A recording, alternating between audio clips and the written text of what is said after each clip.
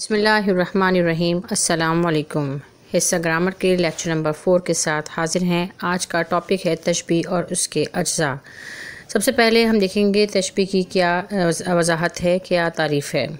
ایک چیز کو کسی بھی خصوصیت کی وجہ سے دوسری چیزوں کی طرح قرار دینا تشبیہ کہلاتا ہے، یعنی کسی صفت کی وجہ سے دوسری چیز کے مانند قرار دیا جائے۔ اس کے مندرجہ ذیل 4 اجزاء ہیں۔ ایک مشبہ، جس چیز کو تشبیہ دی جائے۔ نمبر 2 مشبہ بہ، جس سے تشبیہ دی جائے۔ نمبر 3 حرف تشبیہ، وہ حرف جو تشبیہ کو ظاہر کرے، جیسے کی طرح، جیسا۔ اور وجہ تشبیہ، وہ خصوصیات جن کی وجہ سے دونوں چیزوں کو یکجا کیا جائے، وہ وجہ تشبیہ کہلاتے ہیں۔ جیسے آپ مثال دیکھیں، پھول سا چہرہ، اس میں مشبہ بہ پھول ہے، سا حرف تشبیہ ہے، اور چہرہ جو ہے وہ مشبہ ہے، یعنی چہرے کو تشبیہ دی جا رہی ہے پھول سے۔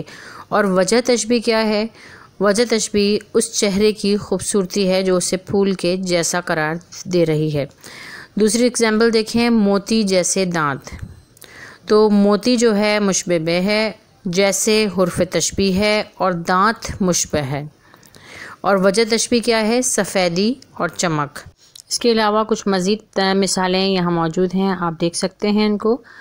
اور بس آج کا لیکچر اتنا ہی۔ اگلے لیکچر تک کے لیے اللہ حافظ۔